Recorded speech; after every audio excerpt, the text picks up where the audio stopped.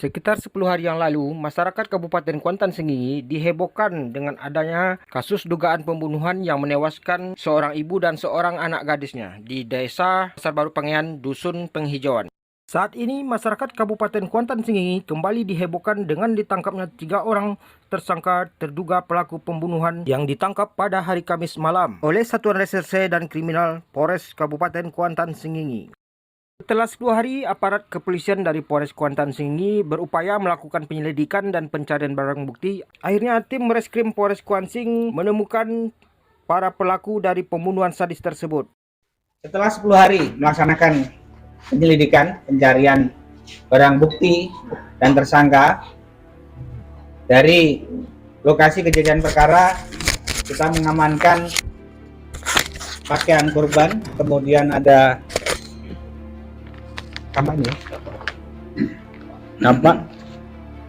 kampak yang digunakan ataupun terletak di samping jenazah korban di TKP.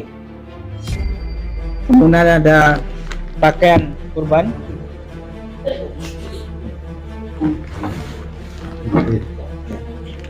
ini pakaian korban yang digunakan korban pada saat meninggal di rumah duka. Berdasarkan penyelidikan dan informasi yang diperoleh saat interogasi beberapa orang saksi, akhirnya Polres Kuantan berhasil menemukan identitas pelaku. Berdasarkan penyelidikan dan informasi yang diperoleh saat interogasi pada beberapa orang saksi, maka diperolehlah tersangka atas nama R yang diamankan di Kecamatan Kuantan Mude tadi malam kurang lebih pukul 23.45 menit. Dari tersangka pertama atas nama R kemudian mengembang kepada tersangka N dan A yang lokasinya adalah di Kecamatan Pangean. Sebelum menghabisi nyawa korban, Rinto sang eksekutor terlebih dahulu memantau situasi dan kondisi di sekitar rumah korban. Dari tersangka R mengakui bahwa pada malam itu tanggal 26 malam tersangka sudah berada di sekitar TKP dan mengawasi kegiatan dari para korban sampai pada para korban tertidur, ditandai dengan lampu yang dimatikan. Setelah situasi di rumah tersebut dirasa aman, kemudian Rinto mencoba memasuki rumah korban dengan cara lewat jendela. Kemudian tersangka memasuki rumah dari belakang halaman rumah duka, masuk lewat jendela. Kemudian pada saat Rinto hendak mengambil perhiasan milik Suryani, lantas Suryani bangun. Ketika akan mengambil perhiasan dari Suryani, Suryani kemudian terbangun. Saat itu tersangka mengambil kampak dan mengayunkan kampaknya kepada Suryani. Demikian juga kepada ibu korban dilakukan hal sama sehingga kedua korban meninggal di tempat. Setelah menghabisi kedua korban, kemudian Rinto mengambil sejumlah uang yang ada di bawah bantal milik korban senilai 6 juta rupiah. Dari beberapa data yang disampaikan, terdapat beberapa yang diambil oleh tersangka. Ada uang sebanyak 6 juta rupiah dari lemari di bawah kasur. Saya ulangi, di bawah kasur ada uang sebanyak 6 juta. Kemudian ada HP, 4 unit HP, perhiasan, gelang, kalung, cincin ada juga, dan sepeda motor. Kenapa ini berbeda dengan data awal yang kita miliki? Karena kita hanya melihat dari pengetahuan yang diketahui oleh para saksi. Begitu kita dalami tersangka, dia menyampaikan hal inilah yang diambil oleh tersangka dari rumah korban tersebut. Kita tidak bisa mengungkapkan dengan pasti, mengingat tidak ada saksi yang mengetahui persis harta benda korban yang dibawa lari oleh tersangka. Tidak ada orang lain di rumah kejadian perkara yang bisa memberikan keterangan mengenai data kerugian yang diderita oleh korban. Dan saya mengapresiasi kinerja penyidik dan penyidik pembantu Polres Wansing yang bekerja luar biasa pagi siang malam untuk mencari dan menemukan ketiga tersangka ini.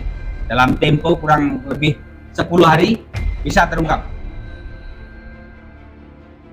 Apa motif pelaku mengambil sepeda motor korban?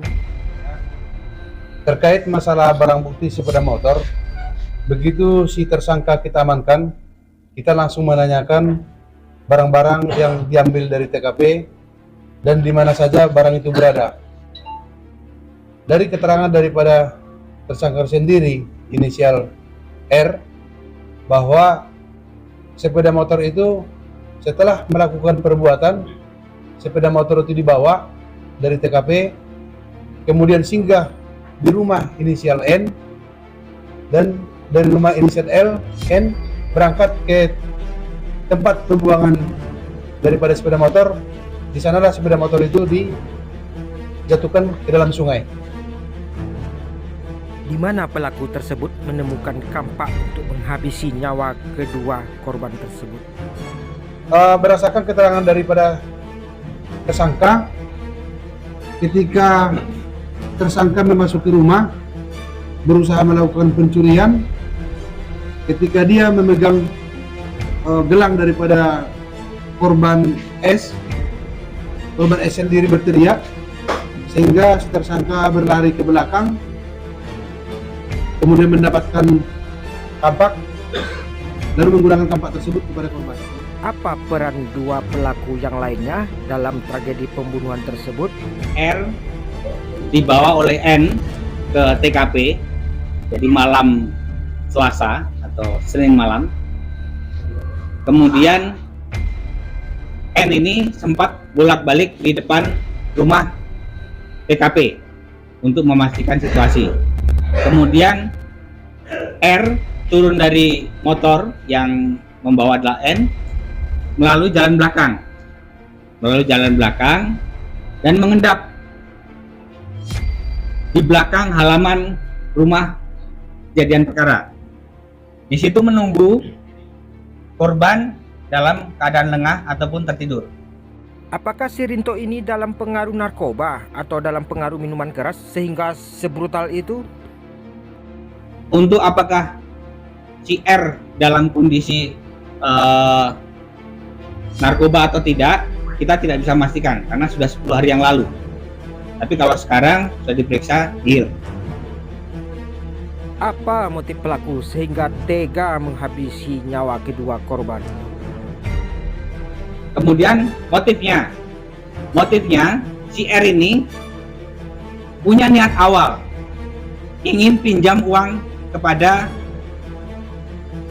korban Asna dan Suryani, tapi berpikiran bahwa mungkin karena dia akan membayar hutang gade motornya ke tempat yang lain mungkin tidak diberikan, maka dia berpikiran gelap mata untuk melakukan pencurian.